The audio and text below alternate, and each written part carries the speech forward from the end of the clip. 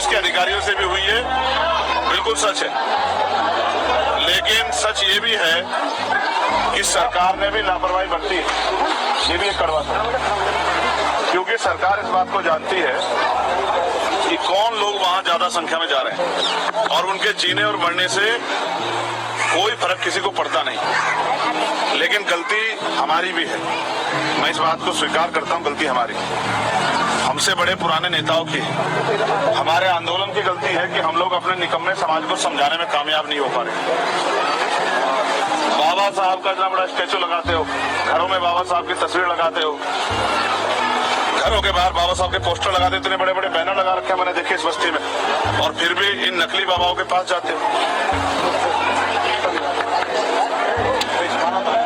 बाबा साहब अम्बेडकर के संघर्षों को भूल के और वहां जाते हो ये सोच के कि आपकी गरीबी, परेशानी, लाचारी, बीमारी, आपकी समस्या बाबा ठीक कर देंगे। और तो बताओ कितनी ठीक हुई? परमानेंटली नहीं ठीक होगी क्या?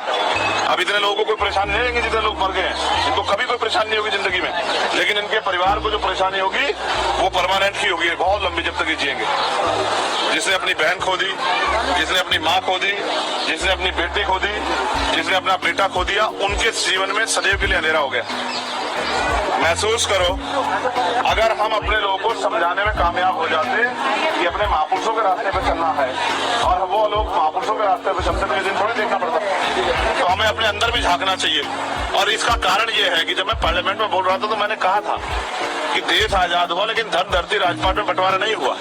तो जो लोग गरीब थे पिछले व्यवस्था के आधार पे, जब संविधान से पहले जो व्यवस्था थी, वो गरीब के गरीब रहे और अमीर अमीर होते गए। अब उन गरीबों को अपने पैरों पे खड़ा होने के लिए तमाम तरह के संघर्ष करने पड़ रहे हैं, और ये लोकतांत्रिक जिम्मेदारी थी कि हर व्यक्ति को सुख सुविधा और सम्मान मिले। लेकिन मैं समझता हूँ कि आप वहां गए क्यों? आप इसलिए वहां जाते हो कि जो गरीबी आपकी जिंदगी में है, आपके बेटे को रोजगार नहीं मिल रहा है, बेटी की शादी नहीं हो रही है, मकान टूटा फूटा मकान है, जमीन नहीं है, बीमार है, तो बाबा जी से आशीर्वाद लेके सब चीज ठीक हो जाएंगी। तो हुई क्या? हुई क्या? तो इसके बाद तो समझ आ जानी चाहिए भाई।